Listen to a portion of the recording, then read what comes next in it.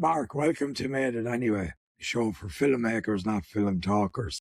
Um, Look, for people who know you as an actor first, what pushed you into writing and directing your own work? Yeah, I guess primarily it's like I love acting.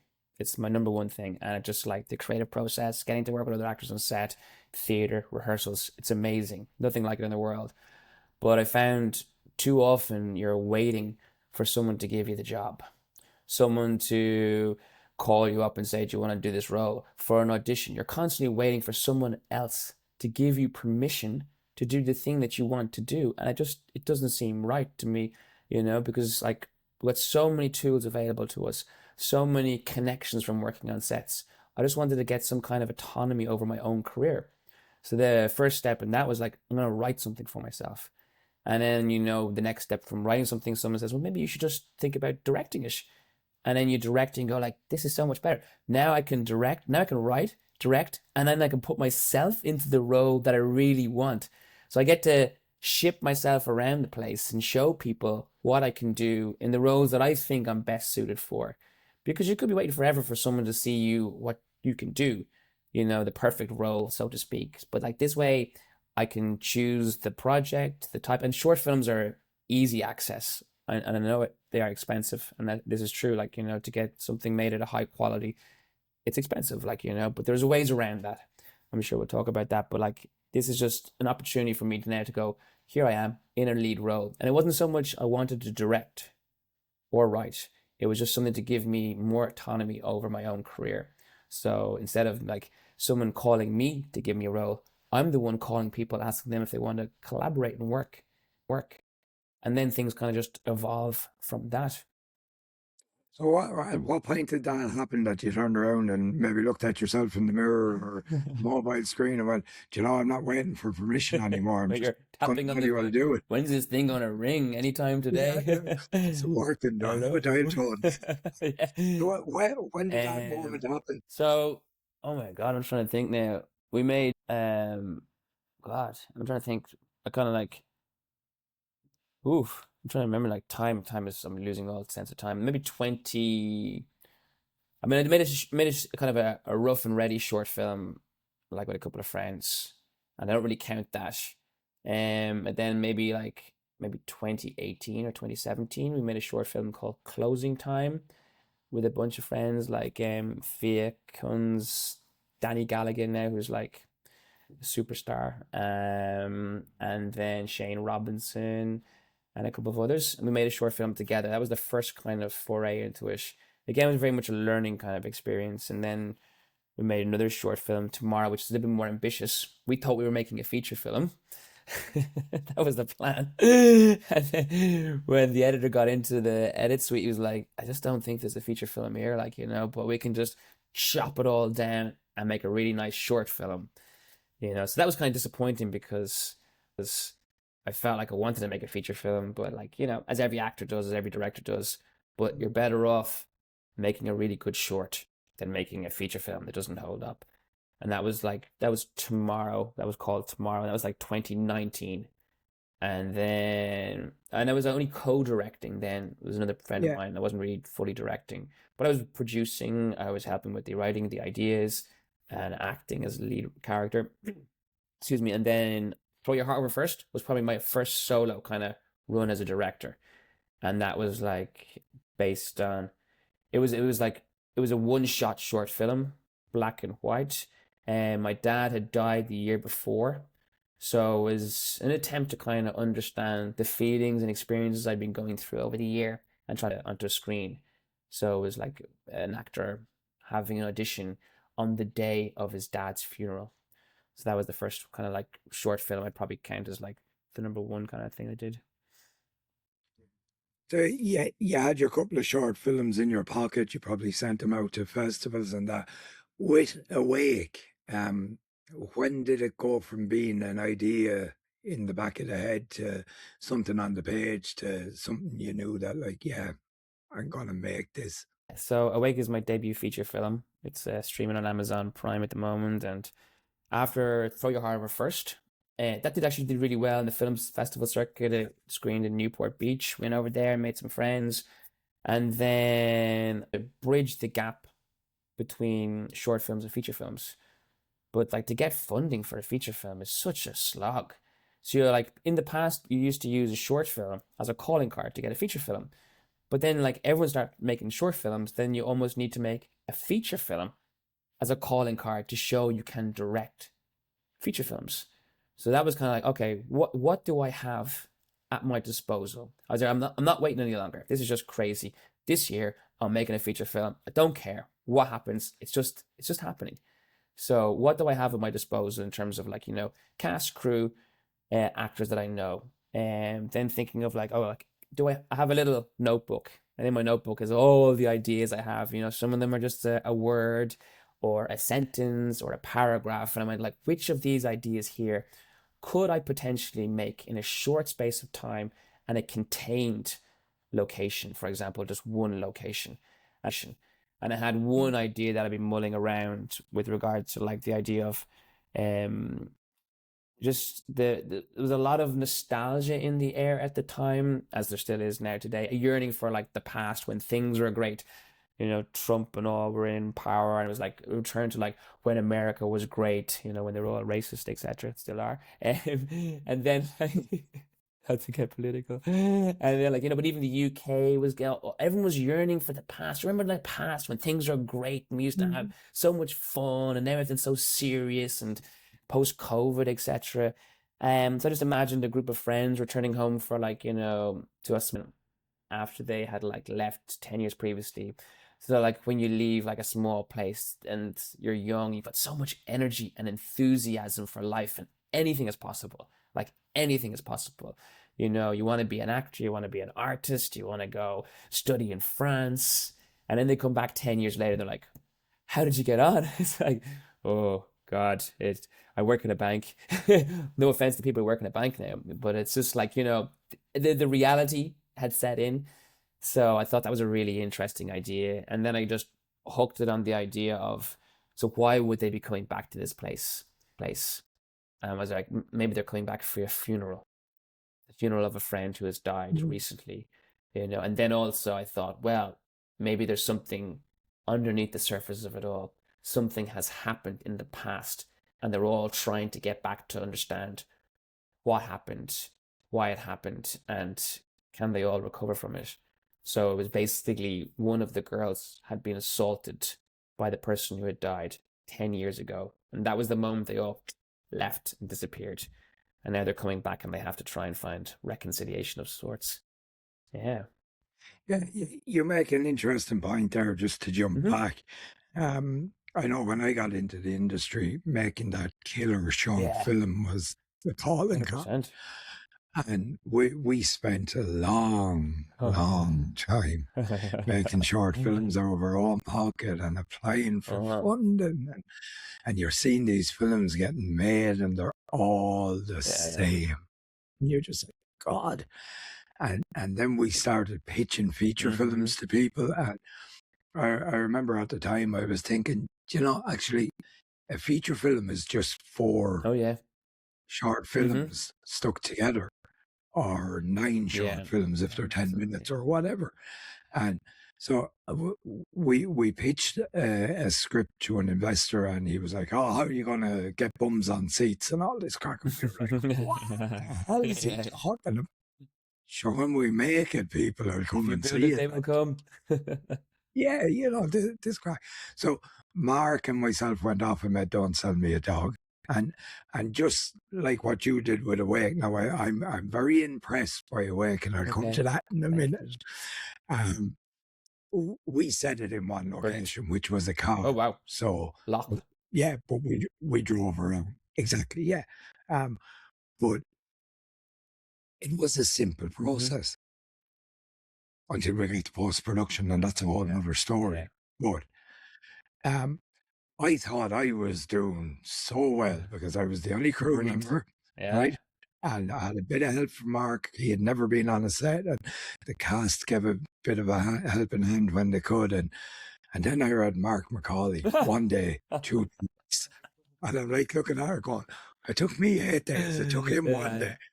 day. An unfair comparison. What? What sort of a crazy morning had you that you went, couldn't do this in two takes? Yeah. Uh, wa- was it a stylistic thing, or was it just I suppose was it a It's a practical decision combination, yeah, to yeah, do yeah. it that way? Because my short film, Throw Your Heart Over First, that was one take, but it's 10 minutes long. And it took a whole day to do that. Mm. And they're like, would you not just make a feature in a day with the same model? And I was there like, oh, this is an interesting idea. But it's like, in practical terms, like, it's important that everyone got paid, you know? So, in terms of like a budget, I only had the budget for like a short film, which is technically 2 days, really, so I have to, like, limited resources, like how could I do this? And then as I was thinking about it more and more, I just felt like, I just love the one shot in terms of like what it can bring in terms of intensity. And because I'm theater trained originally, that experience of the actors on stage living in the moment to moment. There's no like cut, retake, do the line again, and it just brings such an interesting quality and energy.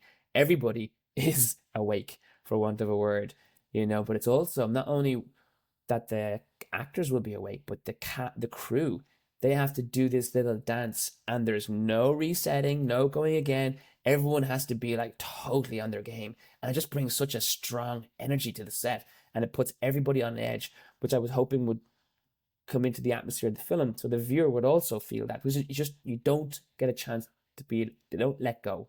You grab the audience and you hold them there, and you do not let go, and they're like, why am I feeling this intense feeling? Because it's like there's no cuts in this, there's no break, we're going straight through. So that was the kind of like, it was a practical element in terms of the budget, and then also a stylistic choice, an artistic choice, in terms of like, I felt it was really going to bring a specific energy that suited the themes of the actual film, which is really important. I love the idea when the themes of the film match how you make the film. It just brings a really interesting kind of dynamic to the film, and everything's mirroring each other.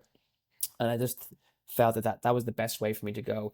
I know it was a big ask, but I thought, you know what, we could do two takes, and we'll do a 35-minute one take in the morning, and then we'll do a 35-minute one take in the afternoon. This is in my head. It's like, this makes perfect sense. 35 minutes isn't that long. You could scroll for 35 minutes. You wouldn't even know the time goes. So like, let's just shoot the scene and see how we go. So like, it was ambitious, but I love the idea of being ambitious with your work. It's so important to have ambition, just whatever that means to you in terms of the project, to shoot for the highest form possible in terms of the quality and ambition with regards to the performance of the actors, everybody involved. It's like playing, like, even though we're only doing this in a day, it's such a brilliant thing to strive for. And it excited all the cast and crew as well, which is really important. So everyone bought into this idea. This is really cool. I've never done this before. Like, how's this going to work? Like, all the actors, they loved being like that on set. Not all of them have huge experience in theater, so they haven't experienced that being in the moment. Literally, you have to Mm. be in the moment, because there's no like hiding. And then the practicalities of just like dividing it into 2 days, in terms of like, you know what, day going to go to the location, and we're just going to try and find our bearings and figure out the practicalities of doing this in a location that we never really had a chance to walk around properly. So like, figuring out the choreography, the choreograph element of the cast and the crew working together. So luckily enough, I had done a good bit of rehearsals with the cast beforehand, and I'd seen the location, so I kind of knew. So I just rehearsed it like a theater show. We're going to go here, then here, then here, and just that's the route we're going to go. But then on set, you let the actors find their space in the room, what they want to do, how they want to come in, how they want to leave, what they want to do when they're there, and then figure out, okay, if they're doing that, where can the camera go? Where can the sound go? And then we had a set of rules kind of that we wanted to play with regards to the camera, how it moved, how it interacted with the characters. Also to give the DP, the cinematographer, some autonomy in terms of like, to give him like, how he felt in the scene. He could shift focus. I love that when like it's just, we're watching the person who's just listening, not the person talking. It's so much more interesting to see them, process the information and shift, because they want something in the scene, but they're like, oh, I'm not getting that now. What do I do? And also just it just adds in a live element to it as well, which is much more interesting. The cameraman has a real feel for it. It gives us more freedom as well, so that was really important. And then just the practicality of just like shooting for 35 minutes. Like the DP was like, he's on the camera and he's on the rig and he's going for 35 minutes. So it's like, fair play to him. Greg Cosmo was the DP. Like, but I think the minute the first take was over in 35 minutes, he just collapsed on the ground. I bet, I bet. We kind of did that on Don't Sell Me a Dog where we had really Brilliant. long takes. And just from that now, I was lucky because they were sitting in Mm, the car, so our cast didn't have to yeah, move around, so I had very little yeah. blocking to do. But for Awake, and because you were doing it in Mm. 2 takes, um, did you intensely block it, or did you just say to the cast, "Look, I need you to get from point A to point B at some Yeah, I stage," mean, or yeah, what I way did did you go block about it? outside, like in rehearsals. I kind of had to, I wouldn't say a heavy hand in directing, but like, it's just the practicality is we have a very short time here and we got to go from here to here. So we haven't got scope for people to be wandering around the place and then the cameraman chasing after them and then we're losing the scene. But Yeah, there was a degree of freedom within the scene. But one, I had already mapped it out in terms of blocking. We're going here, then into this room. The interaction happens here on around the couch, around the TV. You can walk around this area here. That's absolutely fine. Unfortunately, you can't go over here because the sound guy is here, and we're going to see him on camera. That's not going to work. So there was that level of blocking. And then the day before we were there on set, I gave the actors an opportunity to rehearse the scene with script in hands, just to see like what they might come up with. And okay, that works. That's really nice. You're just gonna have to do that again. The thing was as well, like I'm one of the actors in the film too, and I'm in a lot of the scenes. So I always knew in the back of my head that because I'm in the scenes, I can control the scene to a degree, like on stage. I can like if things kind of go a little bit awry or people lose their lines or movement starts happening, I can pull the actor back in. I can make them kind of like move around where I think it's best for them in terms of the camera. So that you kind of have a little bit of a director hat on in the scene, but as all actors should do, I think anyway, like, to understand where the camera is, to understand where the light is, to let the camera into the performance. So I was lucky in terms of that I was able to be in the scene, that I was able to have that kind of live kind of help, live directing in the scene. So that was a huge benefit. And then the actors were brilliant as well, like, but just the main thing really, like, always helps when your actors are good and they're into totally. the project as such. So just keep Hmm. on that for a minute on the block Yeah. and the preparation. Your preparation must have been fairly intense because I'm sure from directing short films and that you picked up a couple of lazy habits or bad habits that you're like, how will deal with that in post, or Yeah. that'll be grand on the day we'll sort. I'm sure a lot of those habits had to be thrown out the window because you had Oh such a yeah. I short mean, like window. I guess things like, just finding it on the day kind of like would be like, let's not plan too heavy so we take away Hmm. the creativity that happens in the moment, that magic spark. Let's just kind of like figure it out a little bit more as you go along, as opposed to like having a rigid plan and then we lose that spontaneity. So I've always been a fan of like, being careful not to over rehearse, be careful not to over block, because then suddenly you're dealing with robots. Not and they want to be creative and they want to be in the moment, they want to be able to express themselves how they feel fit in that time. So that's one of the things like I had to plan a lot more in terms of like, because I watched that film in my mind over and over and over. That classic, Robert Rodriguez, he talked about he in his process he just sits in front of a white wall and he watches the movie and he watches it again and again and again. So he's already watched this movie, like, so he knows what he needs to get, but still gives room for like that creative in the moment kind of inspiration if it should hit. So it was like I had also developed a process over the time in terms of like a directing process, I suppose you call it, you know, breaking the script down into the actions, the beats, understanding what's essential in every single scene. What's the point of this scene? What's the information we're trying to get across? What's the emotional, intent behind the scene? What do I like? I don't want to like in, make the audience feel specific kind of emotions. I want that's up to them. But like, I have to be chasing something in terms of direction. Images in my head in terms of like a lot of those images that we see on the screen, they're the images just kind of just lodged in my head. And then when you get on set, it's influenced a little bit more by what you see and what you're around. So it's definitely like planning is so important, but not planning that takes the life out of the project. Planning gives you freedom. I was only just talking to a person yesterday. She's directing her first feature film, and she is just like planning, like everything, like storyboards, everything. And everyone works different, and that's important. But it's brilliant to plan. But then when you get to set, forget the plan. But you need to have the plan in the first place to forget it. Get it. Because it's like you need to. It's like in acting, we Yeah. always say like make a choice, and it mightn't be the right choice for the moment, but because you make a choice, we can change. Not you went right, that didn't quite work. Maybe you should go left. That worked. Instead of standing in the middle, not doing anything, and everyone's kind of like, I don't know what to do because the actor's not doing anything. They're not giving me anything. So it's like having that like in your back pocket. You have that plan. You can go back to it anytime. But what's important is in every single beat, every single scene, I know what's important and what I need to get to make this a film. And to have an understanding of editing as well. Like, how does a film get put together?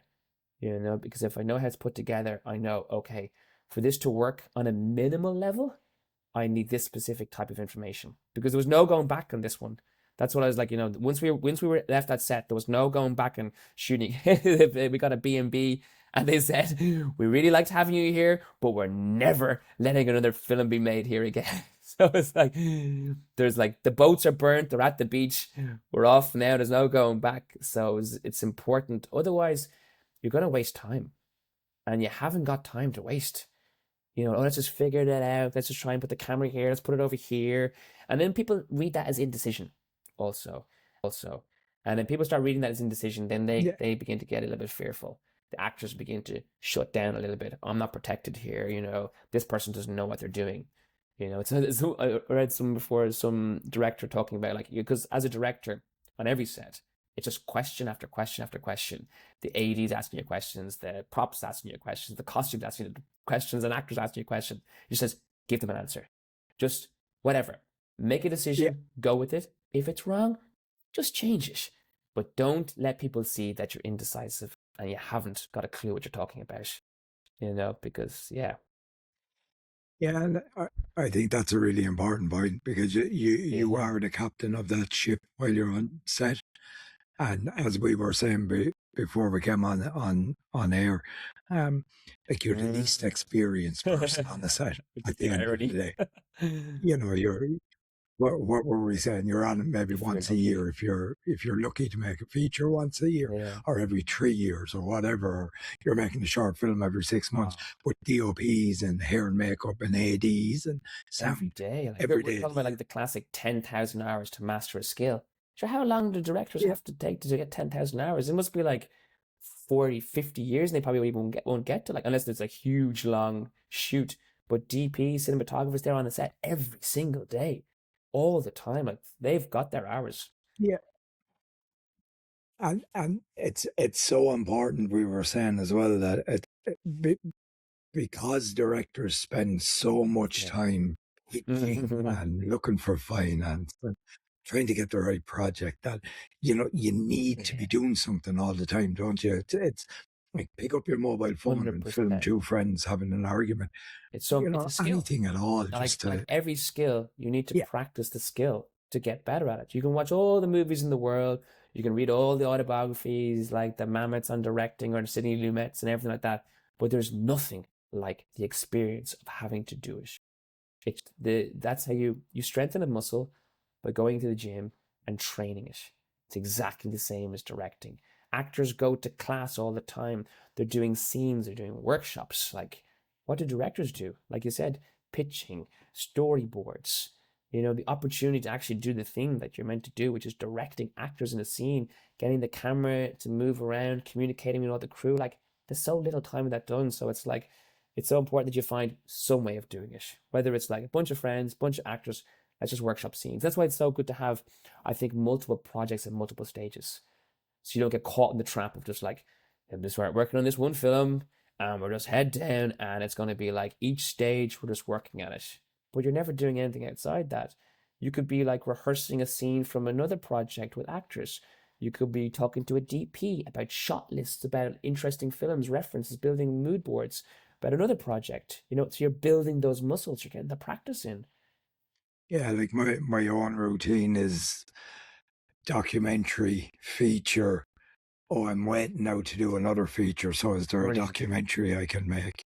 And it keeps me behind the camera. And I'll even take the camera out and head off and Brilliant. direct myself in front of the lens. Just, do you know what I mean? Just to keep the hand in and keep the ideas flowing. So, like, that brings us on to the point. That Made It Anyway is a show for Mm-hmm. filmmakers and not these people that constantly talk about making whatever, the next Star Wars, the next Dune or whatever. So, um, very few people, very few filmmakers actually drag a feature over the line. You did it with Awake. What was the hardest part of Oh getting that God. finished? It takes like, even though it's like it was shot in 2 days, but the overall energy, so that film, even though it's 2 days, it still took like a year from beginning to end. And like the energy to maintain, to stay on top of the project, to keep driving it through each stage. It's a marathon. And it's so like every stage you think, oh, that's over. And then suddenly you're into the next stage. Oh, here we go again. It's like, oh my goodness, this is so intense. Like, you think it's not going to be intense and not difficult, but it actually, and if you stop driving it, project collapses. It doesn't move to the next stage. It's like literally, if I didn't turn up today, this isn't going to happen. If I don't push this forward, it's not going to happen.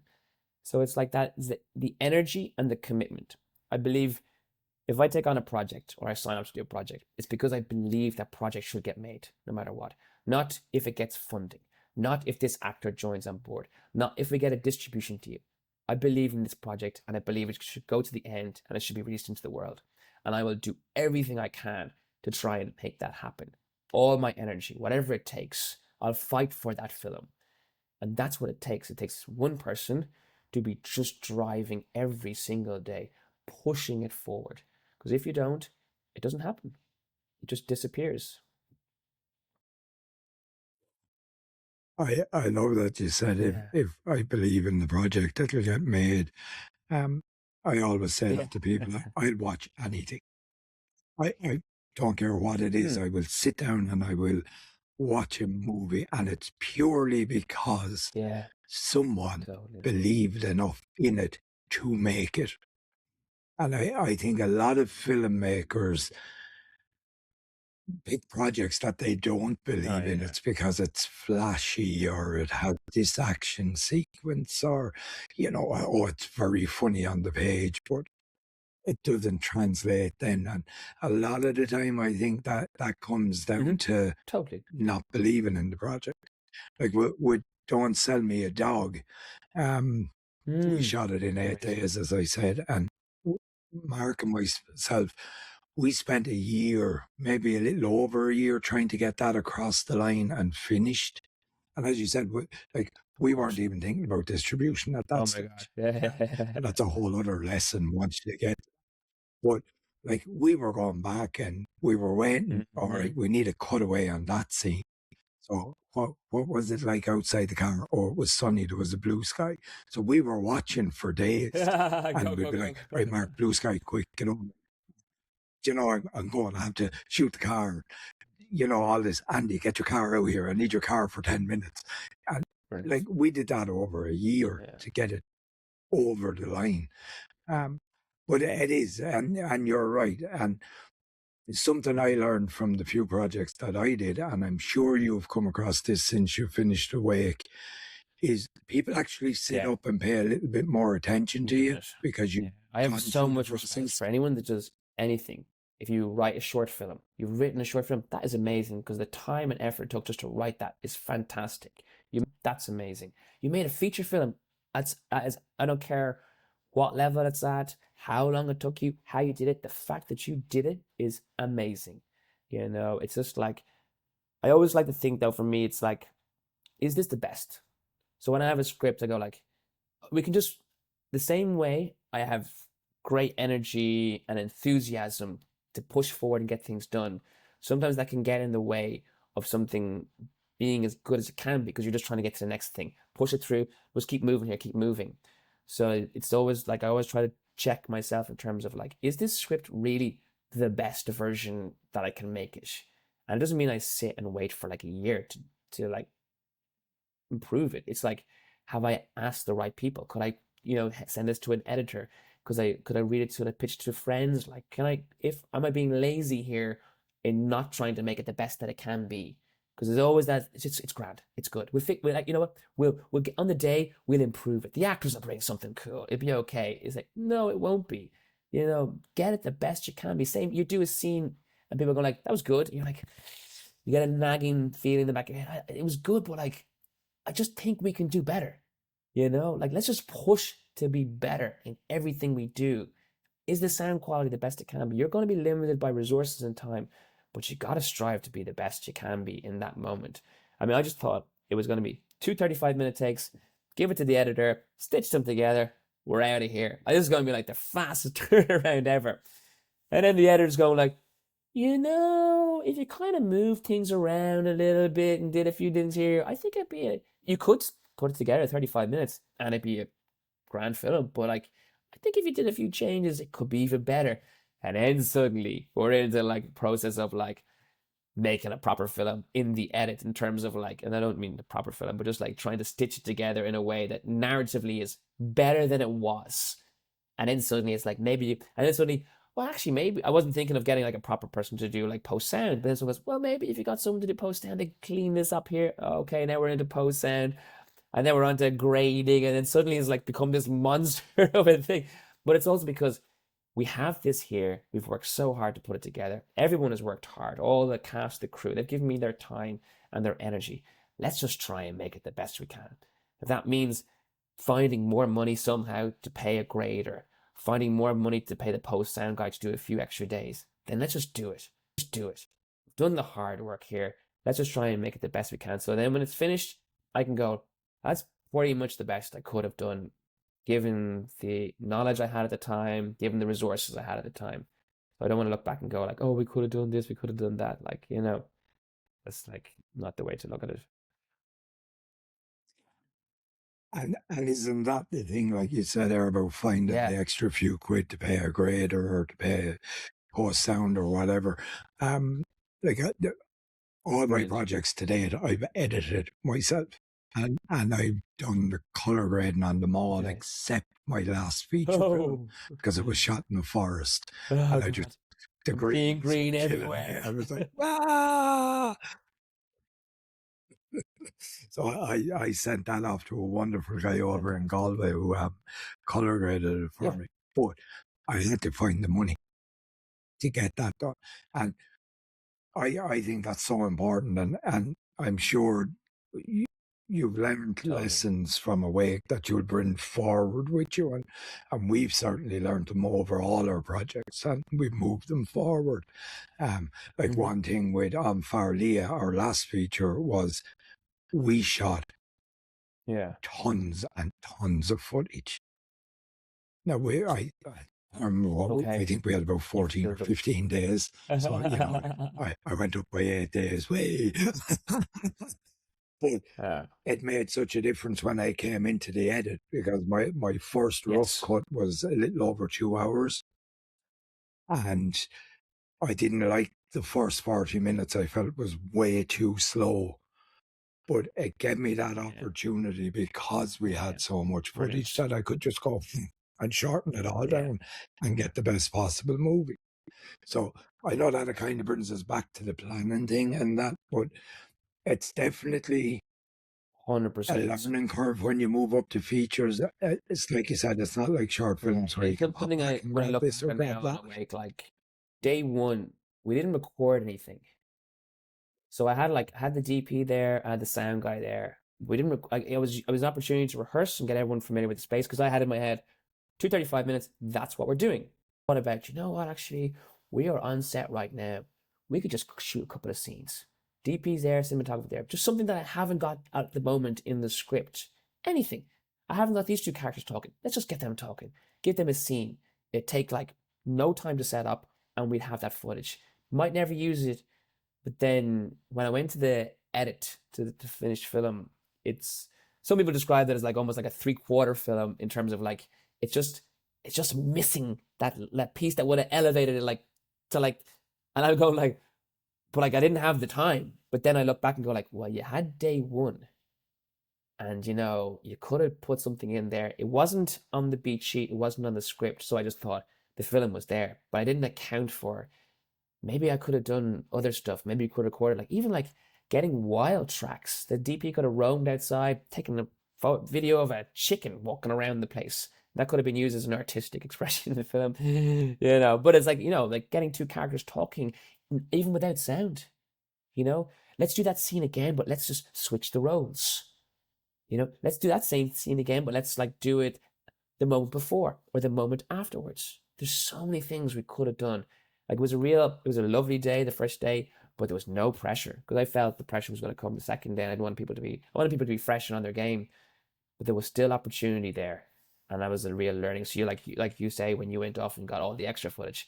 I'm not a massive fan of shooting too much because like it says like, you know, where you're really planning, but at the same time as well, if you can grab something, grab it, because you can in the edit you can always choose not to use it, but sometimes you go like, God, I wish I had. Oh, you know what?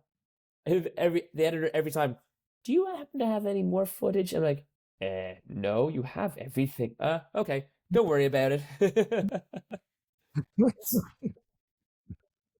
Yeah, and it's funny because with On Farley, I think the original Yeah. script was around the 120-page mark, and we ended up with I think it's 80 minutes Yes. of a movie that I was happy with.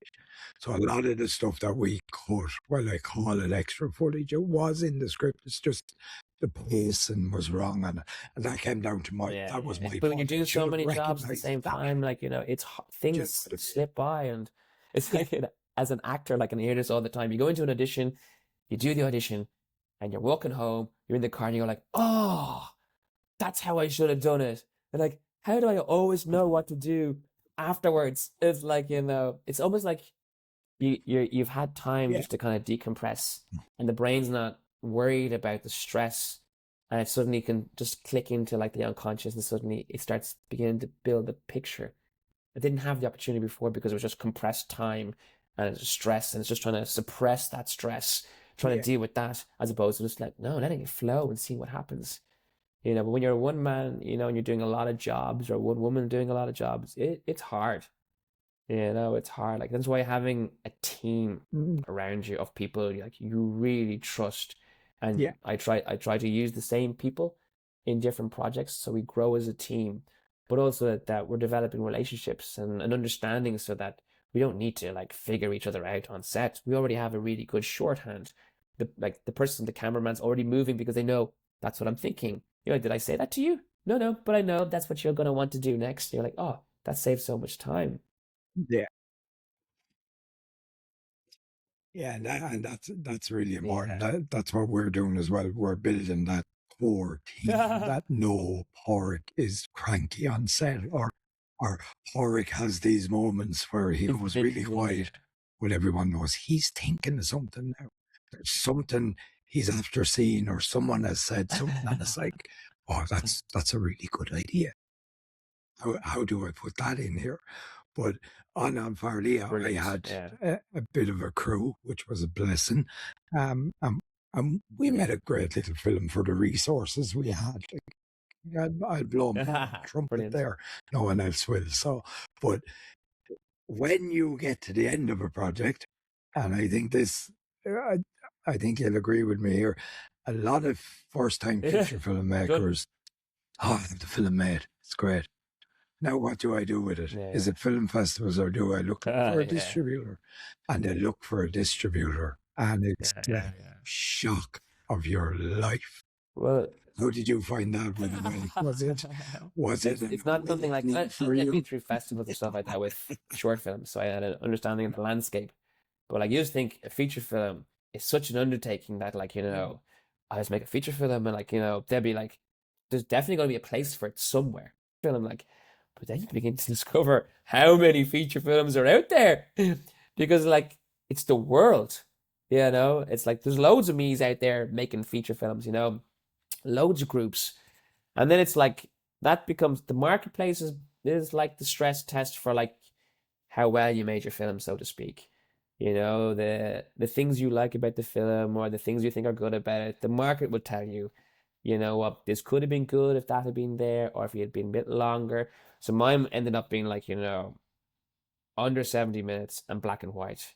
And people are like, you're never gonna find distribution with that. It's too niche. Now, like since then, there's been like loads of black and white stuff, and it's become so in vogue. And in one shots as well, like have become like with the Netflix show.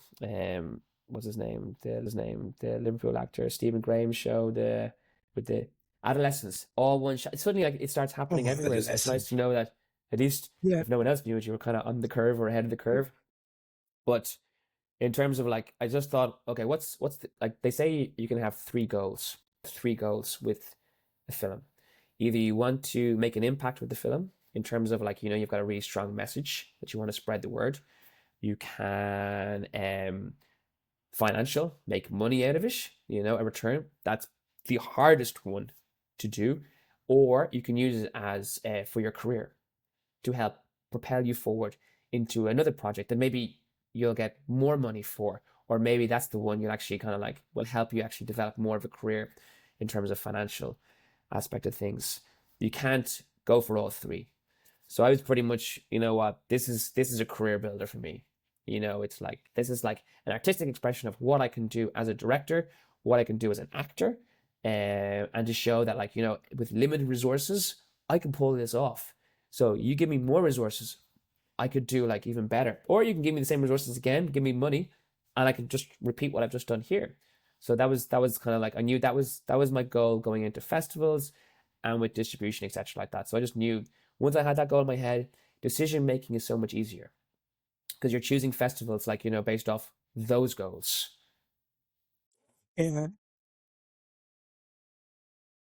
Yeah, and again, that's a good point. Like when we made "Don't Sell Me a Yeah. Dog," it was purely to get attention, so it was career building. Um, and then we met on Farlia again with the ambition to get Brilliant. people to go, Yeah. oh, these guys are actually serious about what they're doing, and in between Don't Sell Me a Dog and On Farlia, I had made a feature-length Wow. documentary and then a four-part documentary series, For and I'd started a third documentary. So we series. were really showing producers that, we're 100% serious here. And, and while there might not be brilliant films, there's Yeah. still films that are being made and You've proved distributed it. You and are can do getting out it. to You an wrote a audience. film from the And beginning to the end, and you did it on your own.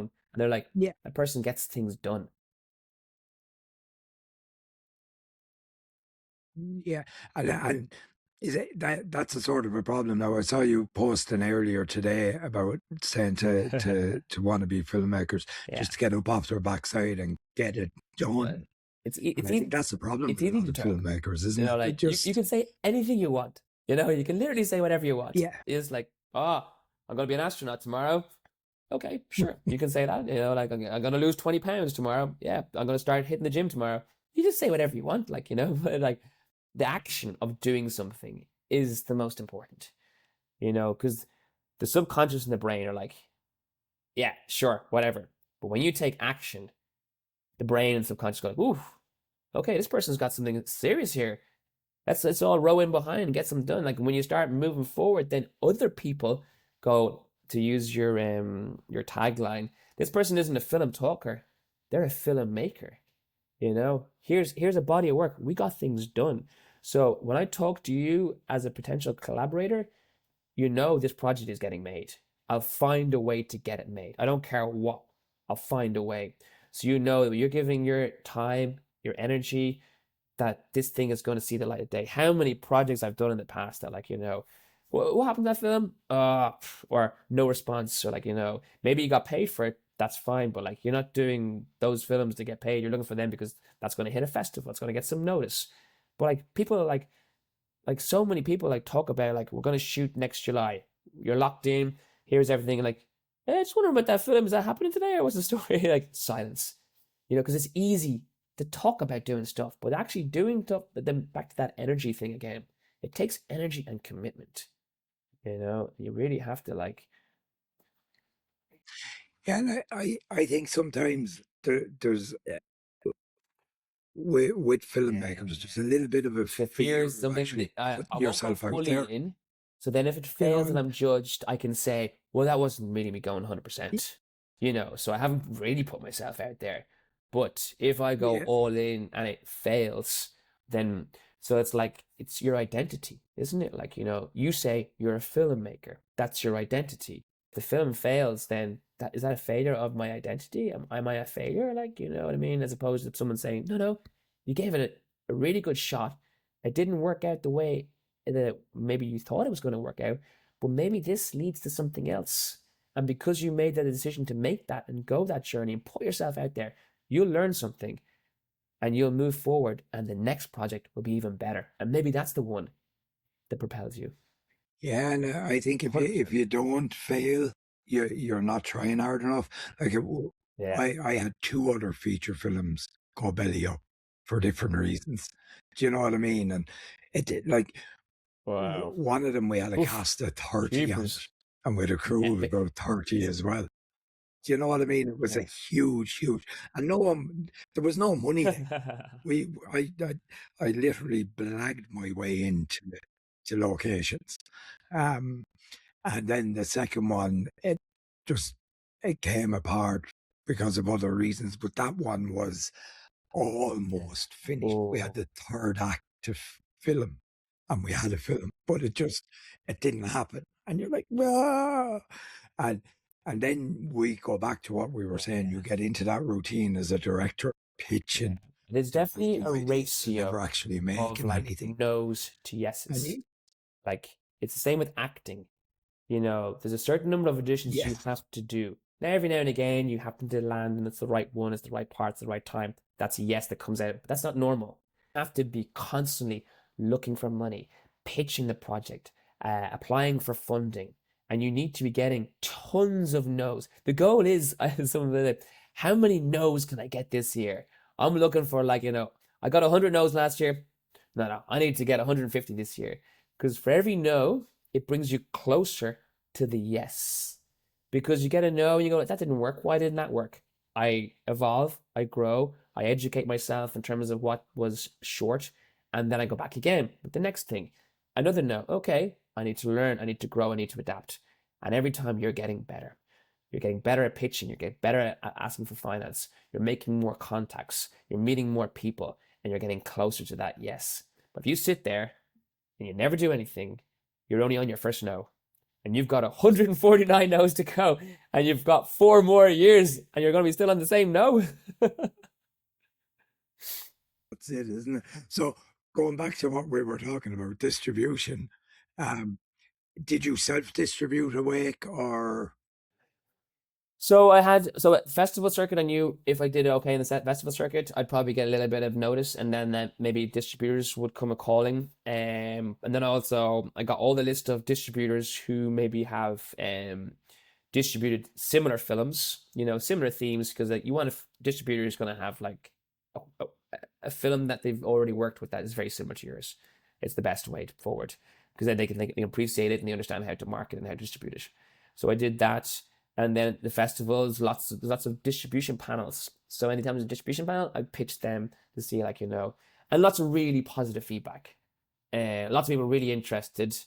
Again, just the length and the black and white was just like, if this wasn't in black and white and if it wasn't this length, the story is like, oh, you're so close, you're just not quite there, but you're building relationships all the time. You talk to these people, and like, having a good project, a good film, it actually connects you with these people. So maybe it doesn't get anything this time, but the next film I can go back to all those people and go, hey, remember the last thing I had there? It wasn't quite white. What about this thing here?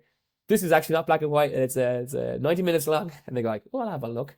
You know, you've got that respect. It's like I went to LA for a screening of Awake. It had its world premiere there. But I'd been in LA beforehand, the year before, with my Throw It Harder first. And I made loads of contacts and people there, making conversations, talking about making projects. And people are like, yeah, you'll be coming back again. And then you come back with a feature film, and people are like, wow, okay. It's like less than a year later, he's back with a feature film. This guy is serious. And another conversation happens. Now I've got a director coming from LA. He's going to direct my next feature, a project of mine. That's how it happens. You're using that project.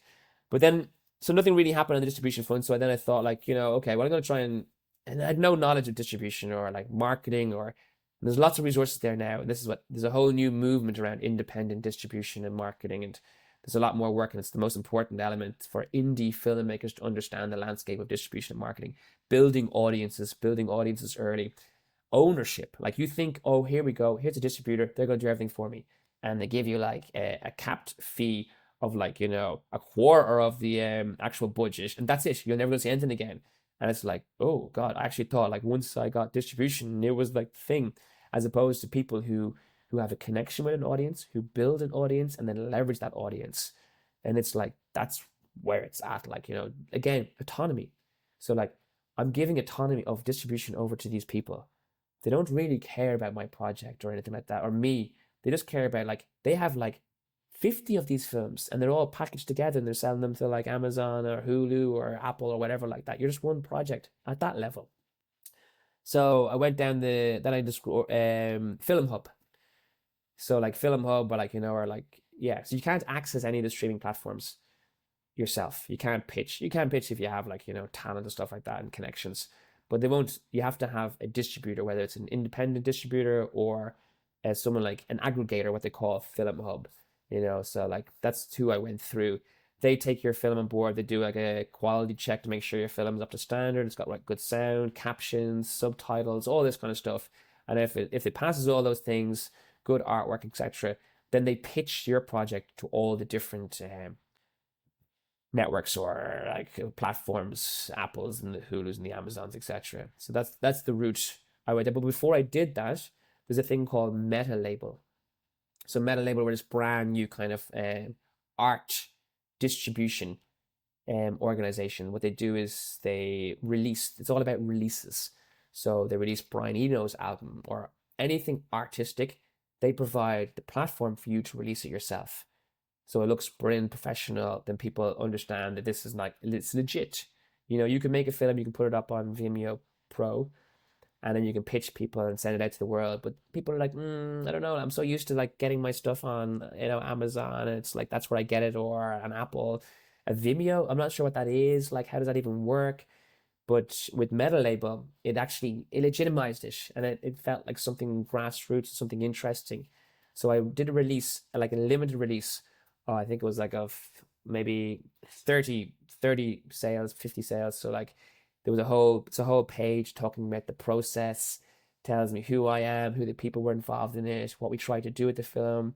And then when you sign up, you get loads of in behind the scenes extras and stuff like that. So you're connecting directly with the audience.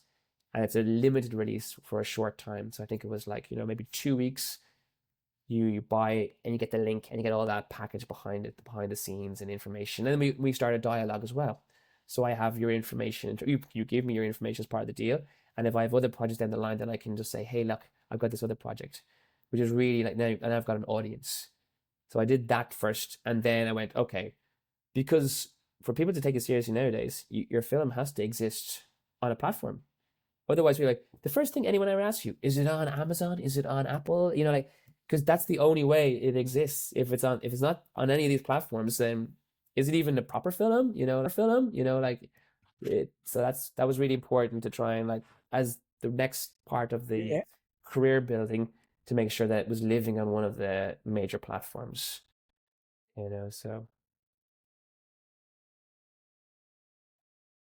yeah, and we found that with dog as well. they don't care. Like if you didn't have an audience, some distributors just didn't Yeah, want to talk to you. exactly. Yeah. Do you know how many followers are you burning with the film? I have 100 there on Instagram. Will that do you? Okay, chats.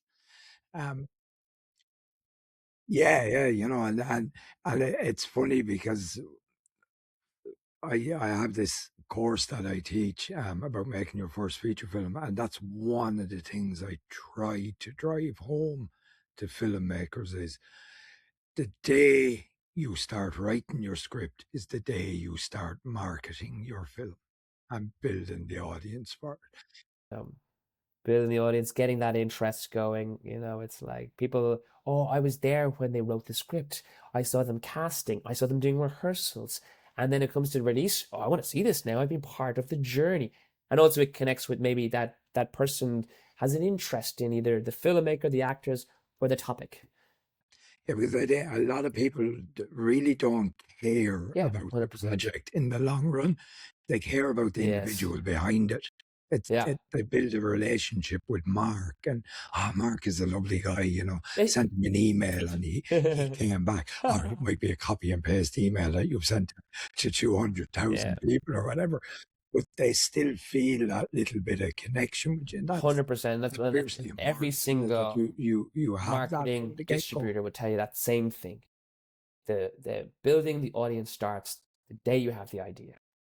And then you just try and build the audience that way. And you can leverage that. I mean, like you can make a proof of concept trailer. If you build your audience correctly, you put it online, you get them to help you out, and they're happy to share it because they think it's brilliant. And then suddenly you have like a trailer which has 300,000 views. Then you go to someone with finance, you go like, this trailer has 300,000 views. There is an appetite for this. If I have the money and I make this into a feature, the audience are there. There's 300,000 of them already. If you find a way of collecting the emails of all those people, then they're invested in your project. Then it becomes really interesting in terms of like now you really do have an audience, and it's like you don't need 300,000 people. You just need a bunch of people who are really passionate about your project and find value in you and your project and want to share it. It's like anytime I'm in the car and I'm driving along listening to music and it's a really good song, I just want to roll down the windows so everybody else can hear it. You know what I mean? So it's the same with film. People are like, I saw this amazing film yesterday. You should check it out. I think you'd really like it. That the word of mouth, that's where the power is. You've Yeah, yeah. worked on larger productions like Vikings and Badlands. Um, was there stuff that you saw in those sets that you No, no. wanted to bring back into your own smaller production? I know. Just the systems, the processes that they use, how the director operates, and then also the importance of having really good people doing their job. As an independent filmmaker, you want to do loads of jobs, but you know what? And that's great if that's what you need to do.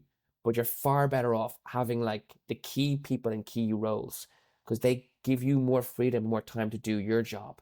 So having a great AD, having someone doing catering, having someone looking after that, having someone, sound, the DP, the lighting. So they're like, you can just do your job.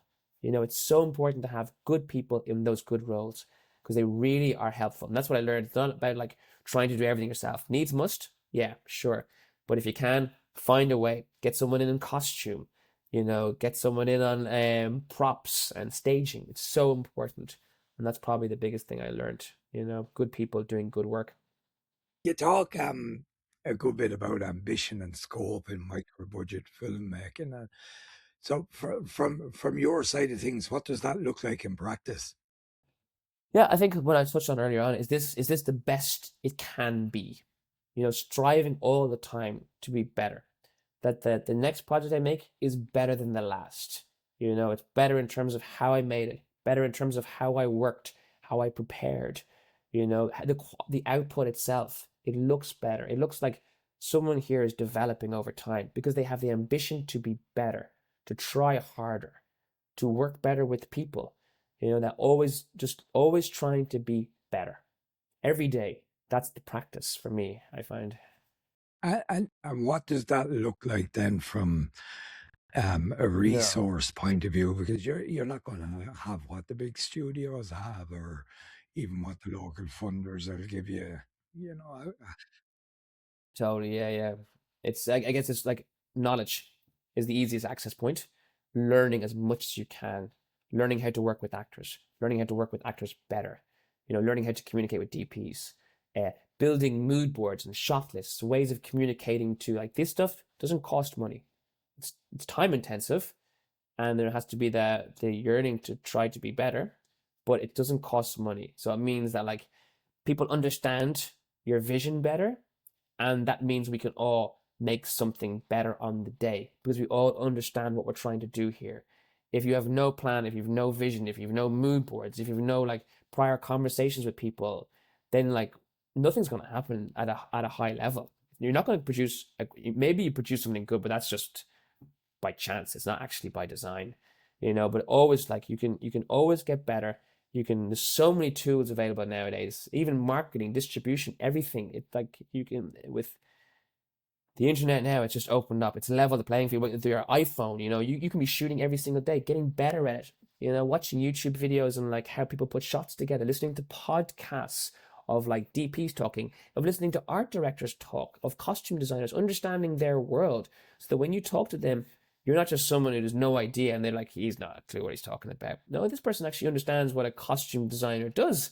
Like when you're talking to the DP, you're talking about lenses, you're talking about light, and they're like, okay, we can communicate now because you understand, what I'm talking about. Like, the DP say, what kind of lens we're using here, or what kind of shot we go into.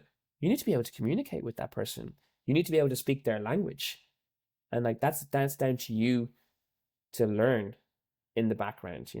Always be learning every single day, trying to like work on scenes, practice your writing, practice your pitching, just constantly watching videos. My bookcase is full of like biographies about every single director, talking to people like this, going to festivals, connecting with people. You have to do these things. You can't just sit in your bedroom in a silo and like, I mean, you could potentially with AI, I suppose, but like, is that filmmaking? Maybe it is. I don't know. Yeah, For now. that's a good I've question. been Is it paused. or isn't it? I think I'll sit Yeah. on the fence for that one and not get shot at. Yeah. Yeah, no, it's a good point you're making about knowing the language in that. On my very Brilliant. first short film, Masterpiece, I did a lot of research into color so that each of my characters were wearing specific colors that, while overtly you mightn't have known certain characteristic traits about them, but if you looked at the colors, you could associate that, like red with power, purple with royalty, or yellow with artistic, and all this sorts of stuff. And it really added another layer to the characters. So yeah, it's very important, and I had a great little DP on that. He's gone on to do massive things since, um, and he really brought a lot of knowledge to it. With regards to shot sizes and camera movement and stuff. Um, so a lot of your work, and that brings me on to this, is around identity, vulnerability, masculinity, father and son relationships. Um, are they themes that naturally arrive, or are they constantly circling? They just kind of like they're the ones that pop their heads up. Like, I'm not going to put a cap on the ideas or anything like that. I just whatever comes up, and they're like, it's finding your voice. I think that's what it is. Like the more work you do, you begin to like see common themes popping up, common like ways of doing things, and that's like, it's just who I am, and it's what interests me in the world. These are the areas that I want to explore and understand those themes specifically. And there's always some level of them in films, whether it's like at a higher level. I mean, like identity is a huge one for me. Like it's like it's the thing that causes wars. It's the thing that brings people together. It's just like it's who we are fundamentally, how we perceive our identity, how other people perceive our identity. And it's in a world where like social media almost has skewed identity. When the world becoming a bigger place, identity gets lost because we're all becoming one, the same. In Netflix, it's homogenizing like content to all the same. It's like, we need to have different voices from different places so we can grow. The best thing to do for a person to learn about the world, travel. You know, Understanding other people's identities, heritage, culture. It just informs, okay, I'm not that important. The world is a bigger place, and you can learn from that. And that's for me is so important. That connectivity of the world together, like, it's so important. You'll shoot another feature, even if it means minimal crew on a tight schedule. Um, I suppose the question here is that just the reality there is now for something creative, especially if you want freedom? Um, yeah, yeah. So I like to try and have things at different Yeah, stages of like a slate of projects at different stages. So something is developing from an idea to an outline. There's a script stage. There's something in development. I'm pitching for funding, and something I'm shooting development or post production, and then something in festivals. I'm trying to push things through the whole time at different levels, trying to work within the system, applying for funding, traditional funding grants, but then also looking at opportunities like what can I make with what I have now? Like literally, like at the moment, I have another project with a film production company that I've been working with. Where they're in the process of applying for funding for a feature film yeah. and a short film. I can't do anything about that now. That's them. I have another project for looking for funding for a short film that's away as well. I can't do anything about that more. But all the time, I'm looking for opportunities, like in case something came along that matches something else that I could link in with. And then even this morning, I was kind of going like, so I have got those things are in development. I'm writing stuff, and then I've got a play that's going to Edinburgh Fringe in August. That's full on with that. I'm like, but I need to have something teed up here that a feature film. And I had an idea before about a project. The play is now called The Almost, and that's the director from LA. LA is going to come over and direct that. He wants to direct it. He loves the project, but that won't happen before August. It's just the whole thing is not going to work. So I'm there. What? And I have another project though. It's three people. It's based on an original idea or a famous story, but I've adapted it in Identity Ireland, and it's very much. I'm thinking we could run and gun this. Minimal locations, three actors, three main cast, traveling throughout the day. Maybe we could do it in a day. I don't know. Maybe it could be done in 3 days. But just that's the story I have, and I'm like, where is that script gone again? Where is that idea gone? And I was only this morning trying to work through everything to find it. Like now that I've kind of like got a bit of space, and I'm like, I need to shoot something, and I'm like, oh yeah, that idea. Now that I could shoot in a short space of time. Because lots of people that I've worked with in the past as well. What are we shooting next? What are we doing next? So this is something we can do, and it's very doable, and it's a feature film, and it's something we can shoot with minimal resources, a small budget, and then trying to put the learnings in regards to like audience, distribution, marketing, use that as a test run, to try and output is so important as well as a filmmaker, not only for yourself to be practicing, to be learning, to be growing by actually doing the thing you're meant to be doing, which is actually directing real people in on set, but also in terms of like an audience. To build an audience, you have to have a cadence of output, because they just drift on to the next thing. But they know like people like I don't know if you know Pete O's or like Hang Sang-soo. These are directors. They almost make one film every year, maybe sometimes two, with the limited resource they have, and it just builds the momentum as well. And like Sean Baker made a film in between making Nora and I think it was Tangerine. He made Rocket Man. During COVID, he's there like, okay, we're stuck here. We can't make Nora.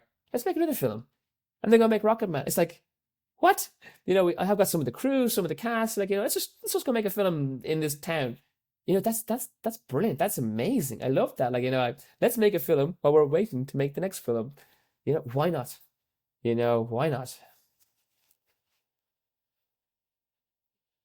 Look, Mark, thanks a million for your time Thank today. you. And we'll probably have you back on once your next feature drops, and we'll talk about the challenges and the Excellent. outcome and what you learned from doing it again and again and again, like we all And do. again, yeah, this is what you want to do forever. Yeah, Tell stories. It's brilliant. You that's know. excellent stuff. Mark, thanks a million. And that's the end of this episode. Warren, thanks very much. Really appreciate it. Thanks for having me on. No problem. Made it anyway. Episode, whatever episode we're in, I don't know. I don't care. Hope you enjoyed it. 7,055. Talk to you all soon.